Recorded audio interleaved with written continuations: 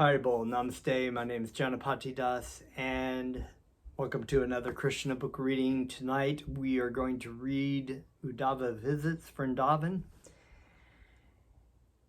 So please accept my respects. Let me offer my respectful obeisances unto my Guru Dev and unto my spiritual grandfather, A.C. Bhaktivedanta. And we are going to hear and chant Krishna's names right now. So please join along, and remember to like this video, comment below please, and if you haven't subscribed to my channel, please do so. I have something like 40 or 50 videos on the Krishna book up to this story that we're going to read tonight. So if you are new to the channel, please subscribe, please share with your friends, and ask them to like and subscribe as well to increase the algorithm for this channel so that others may hear about Krishna. Let's chant now.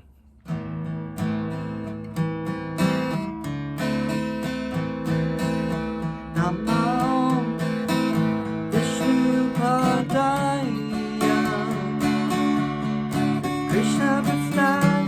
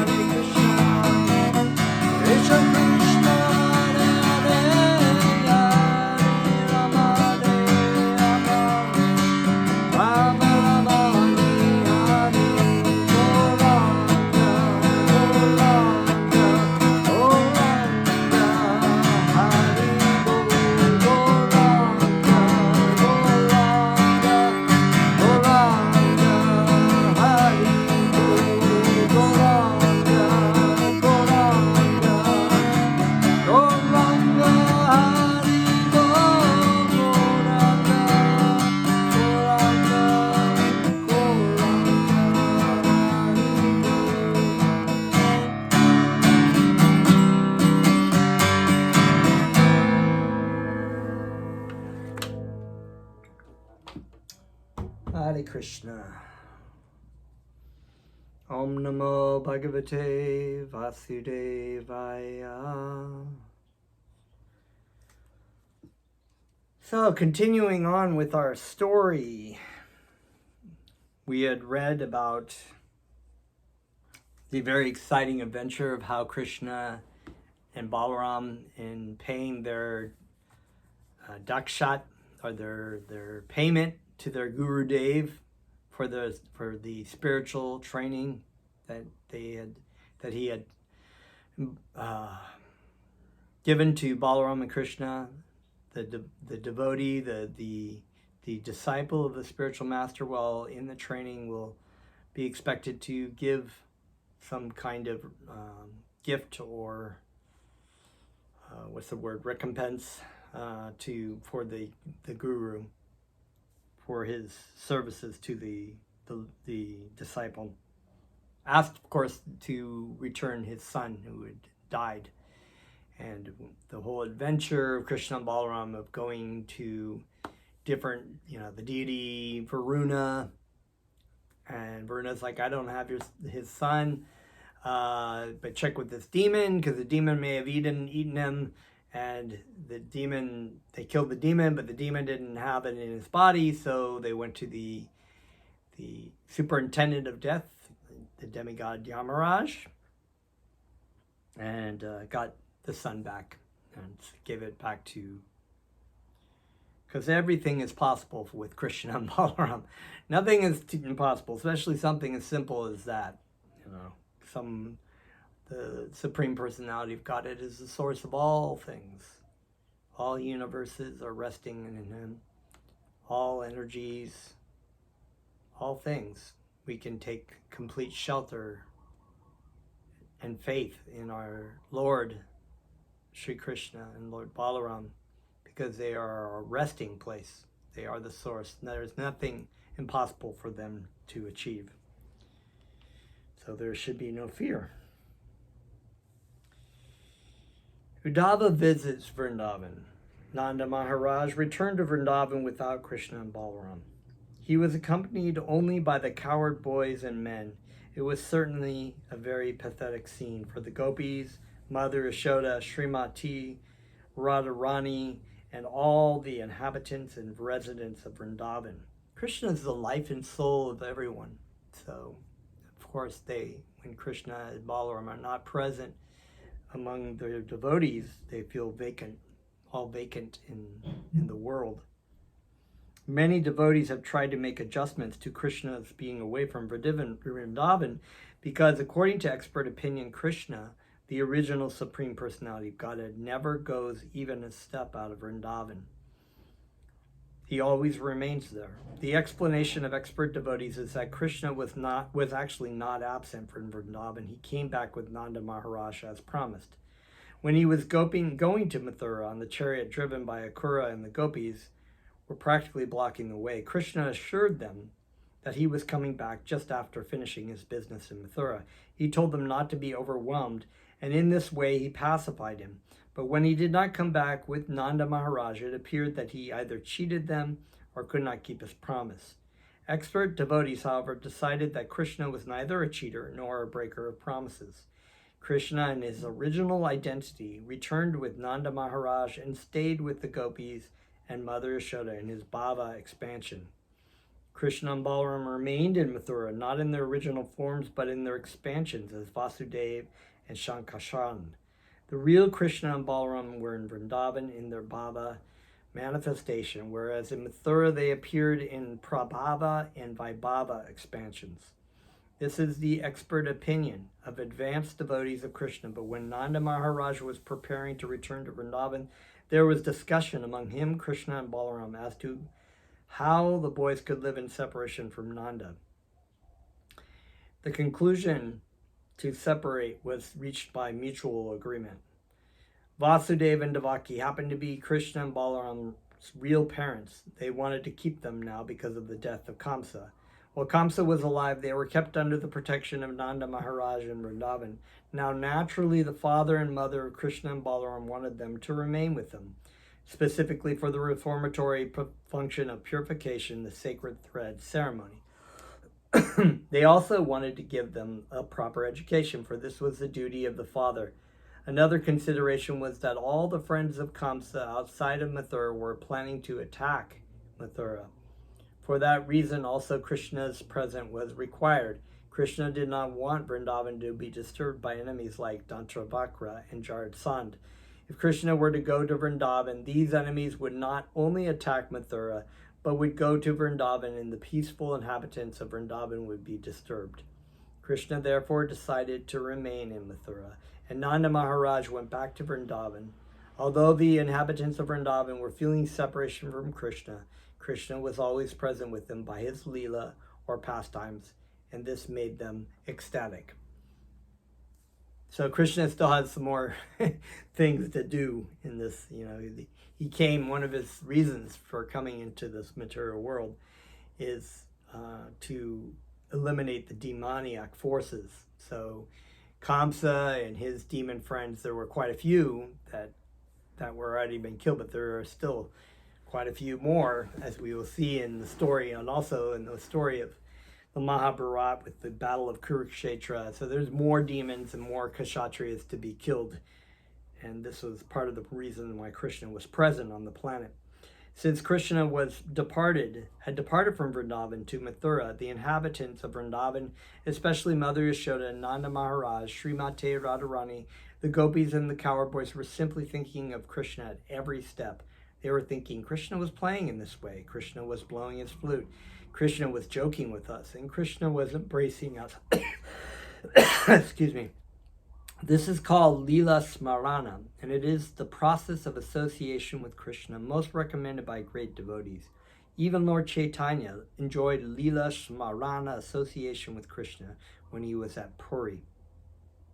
Those who are in the most exalted position of devotional service and ecstasy can live with Krishna always by remembering his pastimes.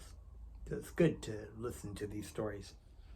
Srila Vishwanatha Chakravarti Thakur has given us a transcendental literature entitled Krishna Bhavanamrita, which is full with Krishna's pastimes.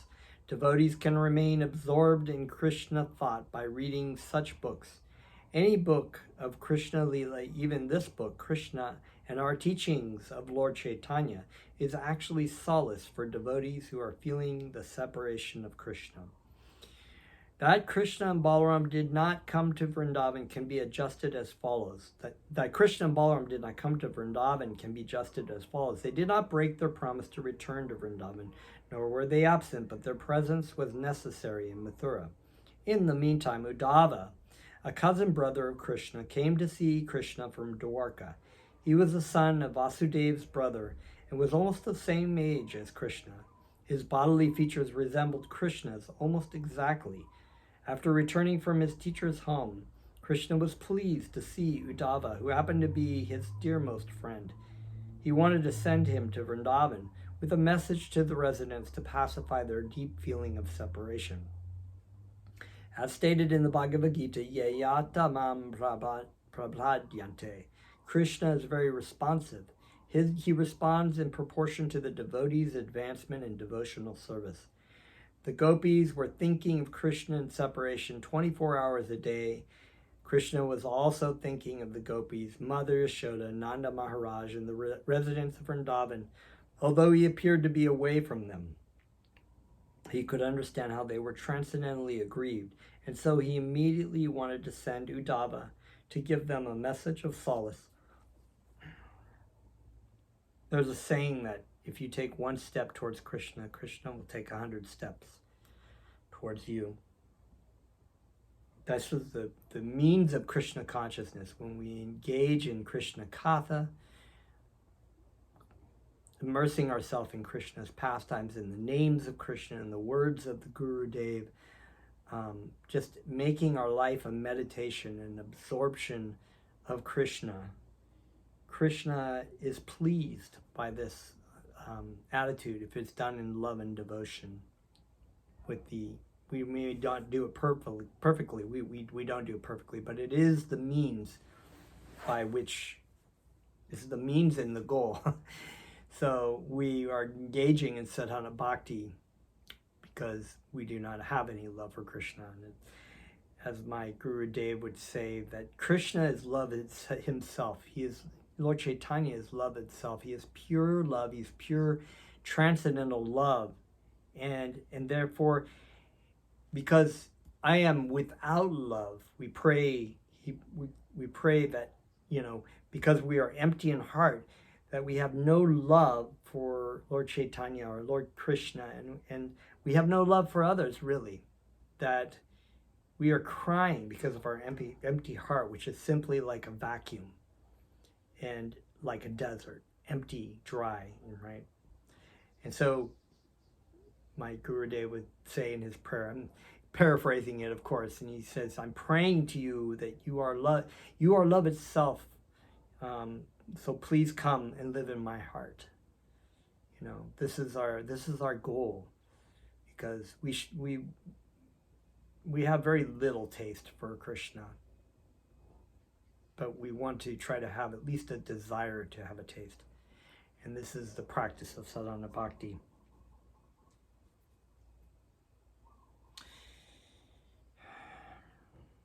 Uddhava is described as the most exalted personality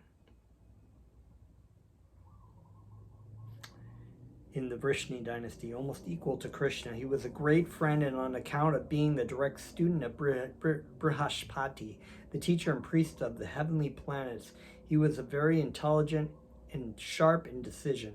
From the intellectual standpoint, he was highly qualified. Krishna, being a very loving friend of Uddhava, wanted to send him to Vrindavan just to study the highly elevated ecstatic devotional service practiced there.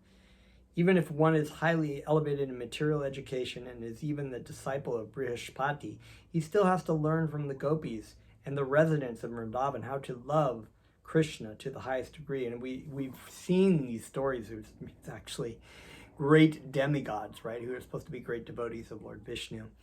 And they have spiritual masters. The Brihaspati, who is a pure devotee, he's a spiritual master of the demigods.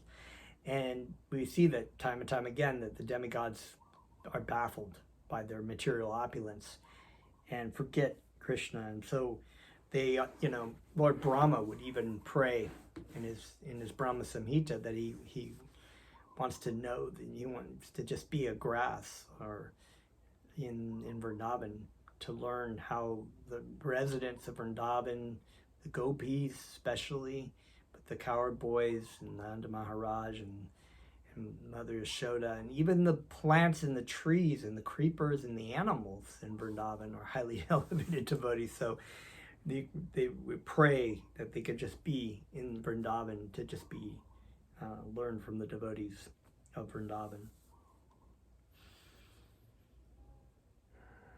Even if one is highly elevated in material education, is even the disciple of Brihaspati, he still has to learn from the gopis and the residents of Vrindavan how to love Krishna in the highest degree.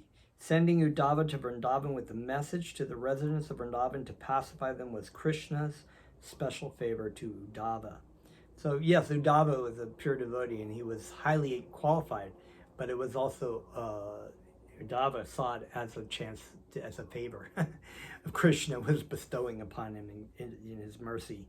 Krishna's name is Hari, which means one who takes away all the distress from the surrender souls.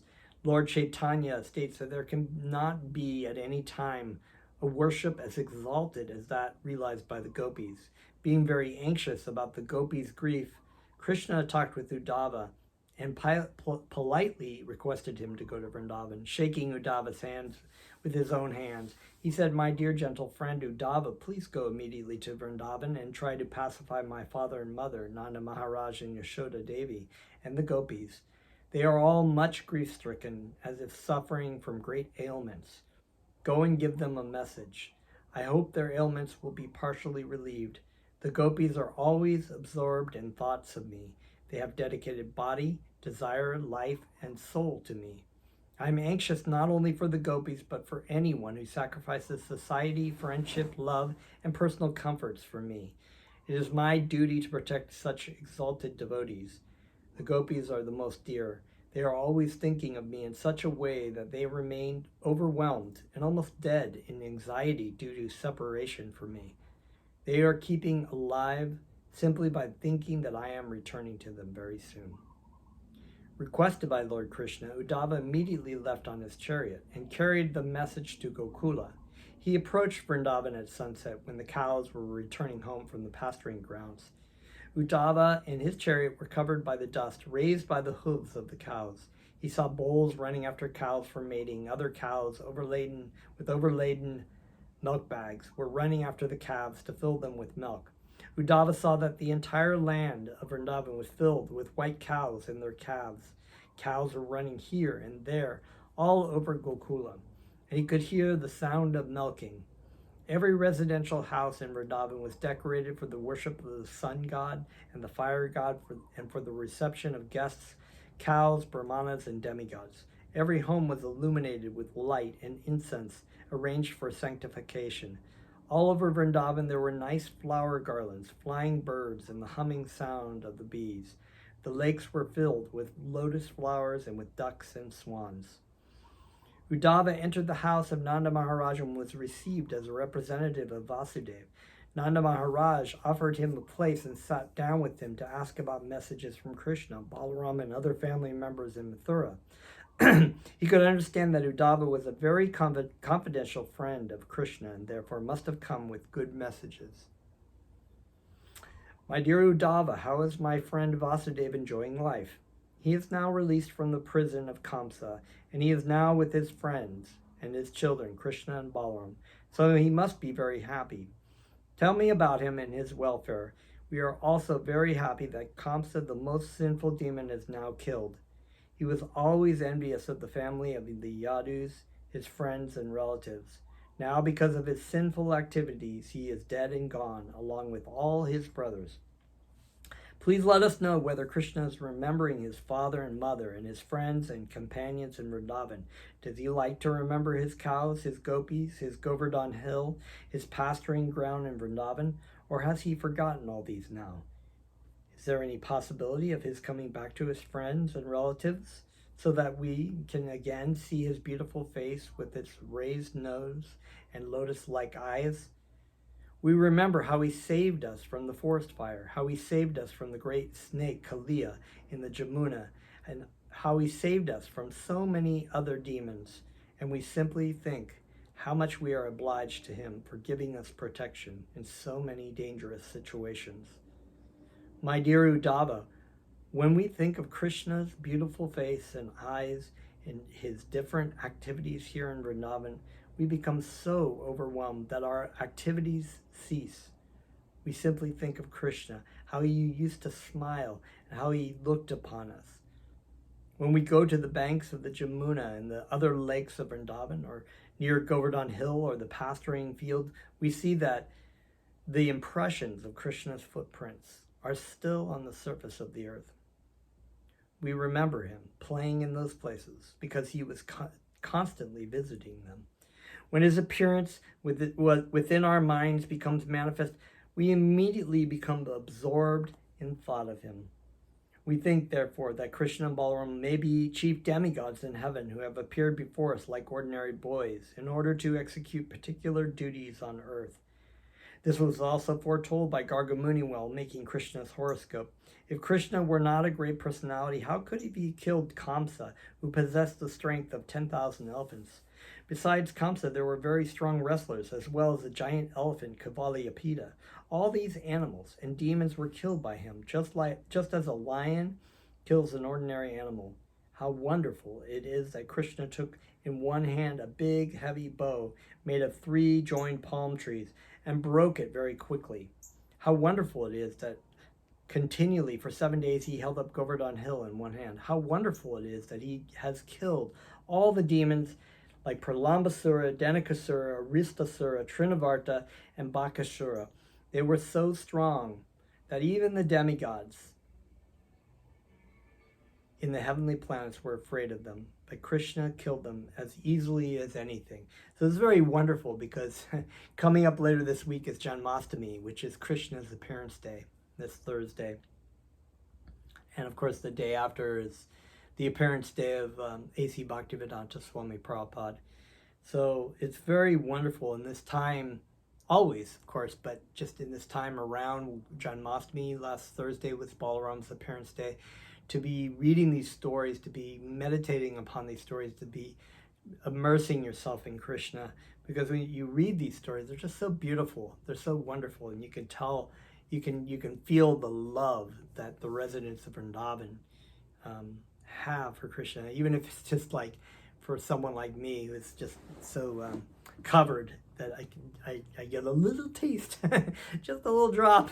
It's so wonderful, but it's very beautiful.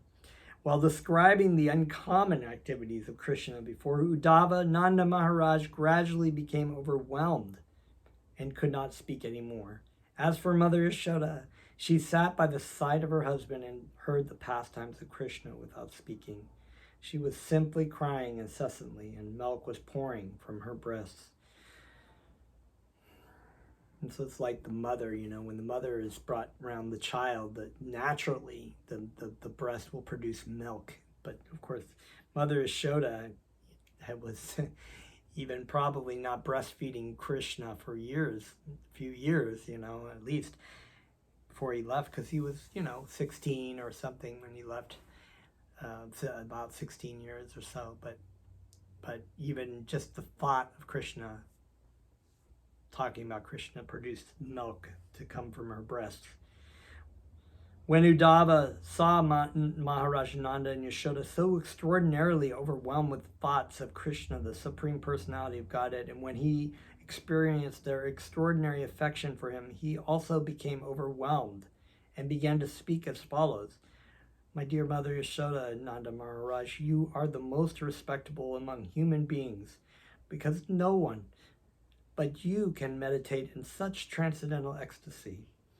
Both Balaram and Krishna are the original personalities of Godhead, from whom the cosmic manifestation is emanating. They are chief among all personalities. Both of them are the effective cause of this material creation. They have these pictures that they've been releasing, of course, of the originally we were taught taken with the Hubble telescope, right? And everyone was like, wow, they take apart just a section of the universe and they have all these galaxies, and the galaxies, when we think about a galaxy, right, we're in this planet Earth and we have a little solar system called the Milky Way, and the Milky Way is just a little tiny thing inside our solar system is inside the Milky Way, which is a small galaxy by comparison to other galaxies in this universe. And then they take this picture and they the Hubble telescope showed all these just thousands of galaxies, which is pretty mind-blowing. But then they've taken this updated picture where it's still a small section, but they've been able to go further in, and it's just they don't know where this thing ends. It obviously does end somewhere, but it's so mind-blowing how big it is, right? And this is just one small universe of the Lord Brahma that has 4 heads, and we've already learned that there are multiple, infinite number of other universes with more dimensions. So we're just talking about like what we can perceive, but there are also other dimensions within this universe of 12 or 15 different dimensions of space. That is beyond what we can comprehend with our mind. But how much more when we think about Lord Krishna, and we think about Vaikuntha planets, and we think about Gokula, and we think about the expansions of Krishna and Mahavishnu with the universes coming, just all this kind of thing, and the fact that this is only 1/4 or so of the Krishna's kingdom, that it's infinite. So what we were going to say is that both of them are the effective cause of this material creation. Everyone is trying to figure out, how is this universe created, and what happened before, and scientists think they're so big-brained, and they're just like, oh yeah, we can figure out this and that, but what they know is such a small scratch on the surface. They have no idea what exists, that there actually exists so many universes. They have a theory called the string theory, right? That maybe there are other universes, but they have no way to study it because it's outside of our universe, right? So, but this is all laid out in the Vedas, which are self-evident. They don't need something to be prove them. They're there, and they basically tell it as it is. And Krishna and Balaram, what they say, the Krishna just glances over material nature to send the living entities that don't want to serve him into the material world, whatever universe they're in. He doesn't even directly do any of the creating, as many, religions believe that, God is the creator, but there is even Lord Brahma, who is a demigod, the demigod creator, right? Who creates this material universe only with the information coming from Lord Vishnu, right? Which is an expansion of Krishna. So this is quite a big subject, and oftentimes people are like, oh well, religion is so simple, it's like for children and whatever. But actually, if you start to study the science of the Vedic science, it's just mind-blowing. It lays everything out. It's very complicated, it's very detailed, but its message is also very simple. Both of them are the effective cause of this material creation. Material nature is conducted by the Purusha incarnations, who are all acting under Krishna and Balaram. By their partial representation, they enter in the heart of all living entities. So this is Kshira Daksha Vishnu, who enters into the heart, expands, right? We have Mahavishnu, we have who is Karana Daksha Vishnu, and we have Garbha Daksha Vishnu, and then we have Kshira Daksha Vishnu, which is, Krishna expanding to different Vishnu forms, and which are outside the material universe, right? And then there's an expansion again of Krishna into the material universe as well, and into the hearts and all the atoms of the living, the atoms in the material world, into the hearts of all living entities, which is known as Paramatma, right? The Lord in the heart, who goes around and basically instructs the living entity and guides and goes along with the spirit soul in the material world. By their partial representation, they all enter the hearts of all living entities. And so all this is done, Krishna and Balaram are the source of all these expansions. They are the source of all knowledge and forgetfulness also. This is confirmed in the Bhagavad Gita, 15th chapter. I am present in everyone's heart, and I cause one to remember and to forget. That is all. I mean, there is some very succinct and straight to the point philosophies, but that is also one thing. Why do people not see God? Why do people see God? It's like, it all has to do with your consciousness. It all has to do, what do you want? Like, what do you want? Do you want to have a relationship with Krishna, or a relationship with God? Do you want to forget God? Most living entities are in this material world, they want to forget God. So Krishna is the source of forgetfulness for them. So people are like, where is God? Where is God? It's not where is God. God is there, present, but it is you who has decided that you don't want to serve God. So therefore you do not see God. But there are living entities who realize their mistake, and there are many, many living entities who never come to the material world. They're smart. I am the original compiler of the Vedanta, and I am the actual knower of the Vedas. If at the time of death, a person can fix his pure mind upon Krishna, even for a moment, he becomes eligible to give up this material body and appear in his original spiritual body, just as the sun rises with all illumination. Passing from this life in this way, he immediately enters into the spiritual kingdom, Vaikuntha. This is the result of Krishna conscious practice. This is our practice, right? This is why it's so important that we take every day. It's like, if you want to do any kind of discipline, swimmer or musician, I'm a musician, it's not like you wake up and you're like, I'm a musician, I'm the Beethoven or whatever. Some people are coming karmically with more ability to dive into music or things, But that takes practice. It takes lots of practice every day, you know.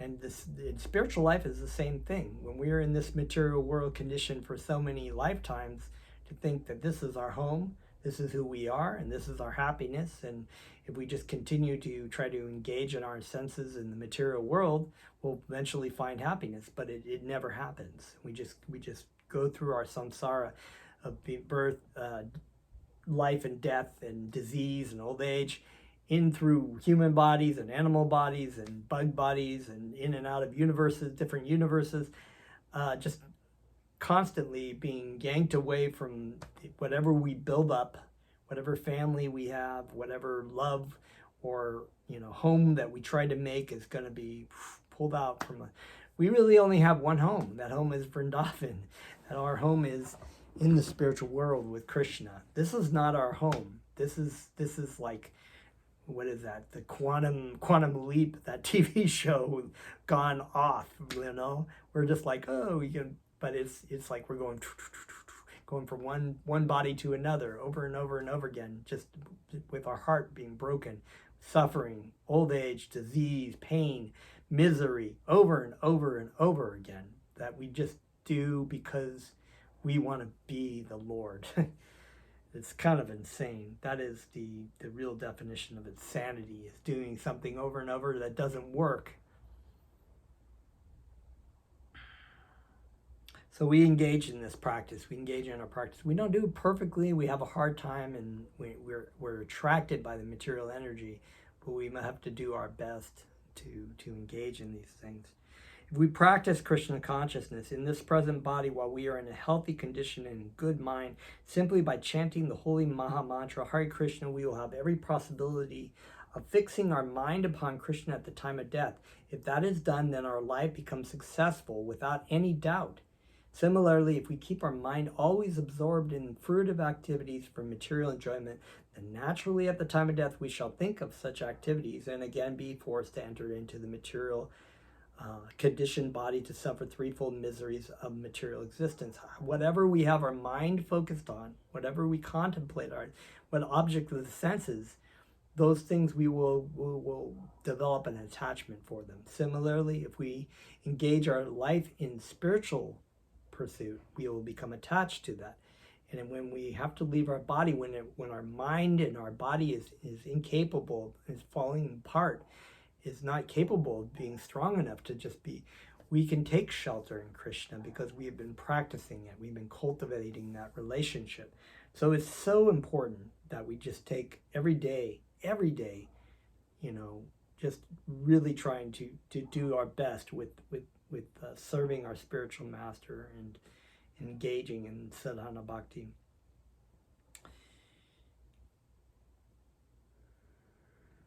Therefore, to remain always absorbed in Krishna consciousness was the standard of the inhabitants of Vrindavan as exhibited by Maharaj Nanda, Yashoda, and the gopis. If we can simply follow their footsteps, even to a minute proportion, our lives will surely become successful and we will enter into the spiritual kingdom, Vaikuntha. We should pray to the residents of Vrindavan. They were the epitome. They weren't like Vedic scholars or, you know, very like heady or whatever. They were very simple gopis. They were just village girls, but they were completely absorbed in service to Krishna and in everything that they thought about. They thought about Krishna always, and that's how we should be.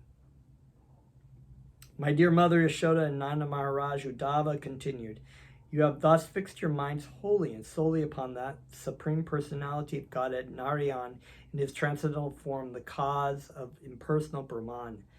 The Brahman effulgence is only the bodily ray of Narayan, and because you are always absorbed in ecstatic thought of Krishna and Balaram, what activity remains to be performed by you? I have brought a message from Krishna to the effect that he will soon come back to Vrindavan and satisfy you both by his personal presence. Krishna promised that he would come back to Vrindavan after finishing his business in Mathura. This promise he will surely fulfill. I therefore request you both, who are the best among all fortunates, to not be aggrieved on account of Krishna's absence. Ooh.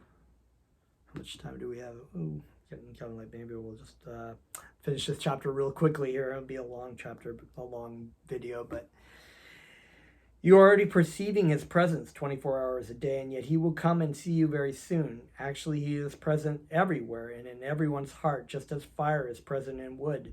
Since Krishna is the supersoul, no one is his enemy, no one is his friend, no one is equal to him, and no one is lower or higher than him. Actually, he has no father, mother, brother, or relative, nor does he require society, friendship, and love. He does not have a material body. He never appears to take birth as an ordinary human being. He does not appear in higher or lower species of life like ordinary living entities who are forced to take birth on account of their previous activities. He appears by his internal potency, just to give protection to his devotee. He is never influenced by the modes of material nature, but when he appears within this material world, it seems that he acts like an ordinary living entity under the spell of the modes of material nature. In fact, he is the overseer of this material creation and is not affected by the material modes of nature. Very, very important point.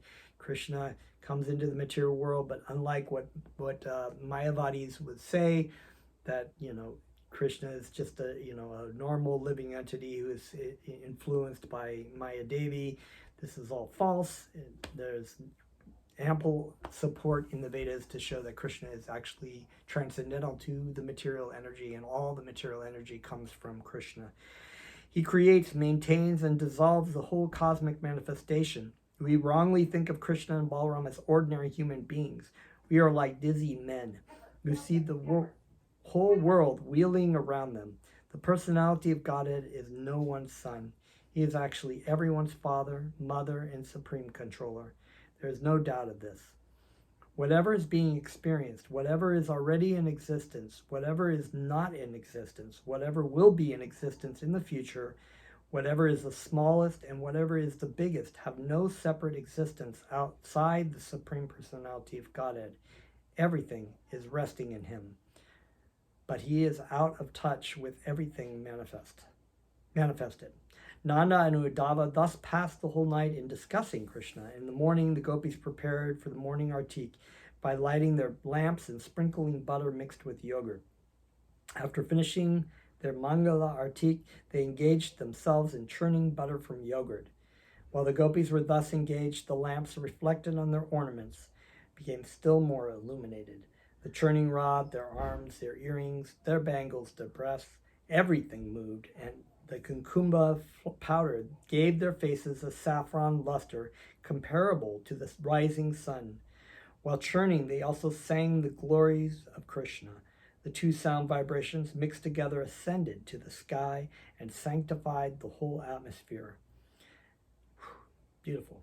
After sunrise, the gopis came as usual to offer their respects to Nanda Maharaj and Yashoda, but when they saw the golden chariot of Uddhava at the door, they began to inquire amongst themselves, what was that chariot and to whom did it belong? Some of them inquired whether Akura, who had taken away Krishna, had again returned. They were not very pleased with Akura because, being engaged in the service of Kamsa, he took Krishna away to the city of Mathura.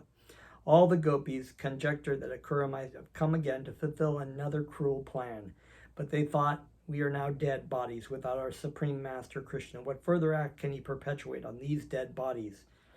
While they were talking in this way, Uddhava finished his morning ablutions, prayers, and chanting, and came before them. Thus ends the Bhaktivedanta purport of the 44th chapter of Krishna. Uddhava visits Vrindavan. So glorious, so beautiful. I always feel that way, reading these chapters of Krishna book, and you just think, can it get any better? It always does. It's always great. So thank you very much. Let's chant some.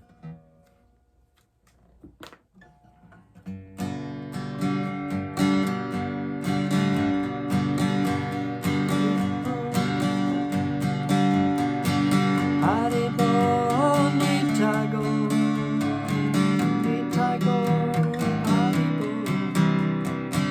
Haribo, Nitago,